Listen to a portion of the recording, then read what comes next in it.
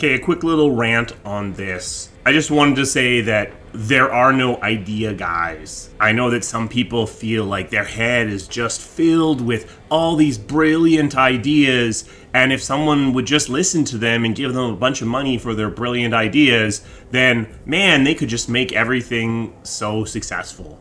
But the reality of video games, the reality of most industries, is that ideas are cheap. Ideas are close to free. It's about execution at the end of the day.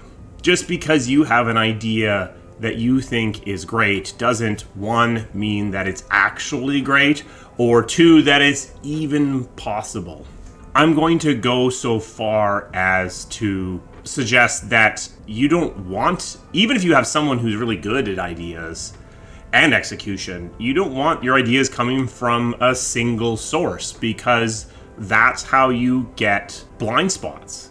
If all of your ideas are coming from one person, then you're just setting yourself up for driving right into that one person's giant blind spot. It's the same reason why you don't want decisions made by a single person. And if you're an executive that goes into a studio and provides your ideas, if that's what you think that your job is as an executive, I'm going to tell you a couple of things. One, those studios hate every single time you visit, because you come in, you kick over a bunch of trash cans, you crap on everything that they've done, and then you create a whole bunch of work for them. And two, they are managing you. They are appearing to agree to your ideas, and then as soon as your back is turned, trying to file those ideas away into something that actually fits into the work that they've already done. This isn't your job. Your job is to evaluate the ideas that these teams are presenting to you. Your job isn't to come in and to apply only your ideas. You do not have that degree of throughput. You need to delegate these ideas, this decision making, to the teams. And doing so means you need to accept their ideas and not always come in and just apply your own stamp on everything that you see. When I say that ideas are easy, well, this is what I mean. I'm gonna bring up the front page of Wikipedia here. There we go.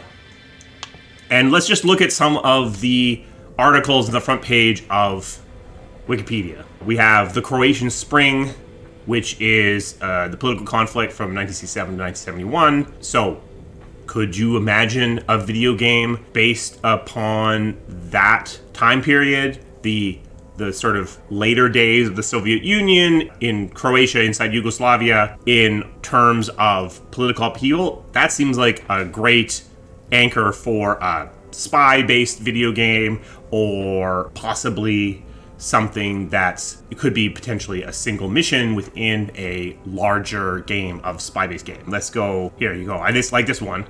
The starfish, Luidia savilgen, feeds on sea urchins and starfish, swallowing his prey whole.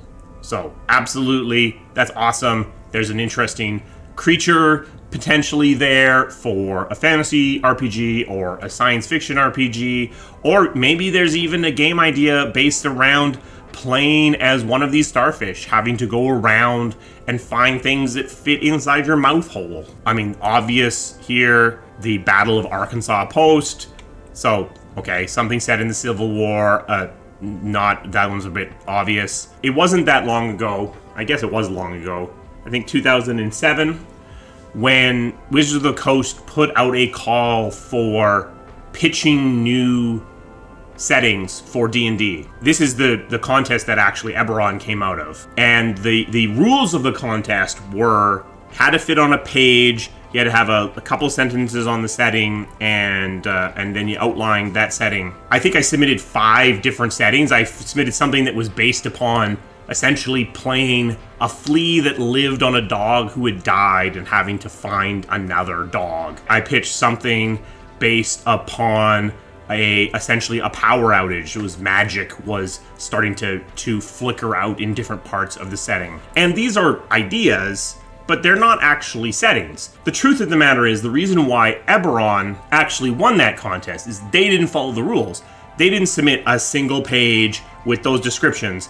They submitted hundreds of pages of the actual campaign setting that they had been using for their campaign for years, including very detailed maps. And the reality is, of course that should have won. Yes, I know it was kind of cheating, but that was execution. What Wizards of the Coast was asking for was an idea, and what they should have been asking for was execution. Okay, one more, because I found these 3 pieces of stock footage and I couldn't just let them be. What's going on with this guy? What's going on with this guy in the weird house with the harsh fluorescent lighting, pacing around in the black hoodie? Is this guy a serial killer looking at the guy he murdered just below camera frame? Is he some sort of alien who only has superpowers in sunlight, so he's trapped in this room under the harsh fluorescent lights? Is he some guy trying to figure out how to pitch his latest startup where he sells aftershave that you squeeze out of a sponge with a special machine? Who knows? But those are all ideas based upon, what, 25 seconds worth of footage. So again, there are no idea guys. Don't try to be an idea guy. Focus on execution. Ideas should come from the team so that ownership is better and the whole team feels a sense of involvement in the process. We'll get this into the edit bay and see if this rant has actually turned into anything. If you enjoyed this, give it a thumbs up so YouTube knows what's going on. Special thanks to my members. They provide the resources necessary to keep this channel running. If you are interested in becoming a member, there's a link down in the description. If you found this interesting, if you're an idea guy and you want to tell me that I'm full of crap, let me know down in the comments. I will see you again soon. Thank you.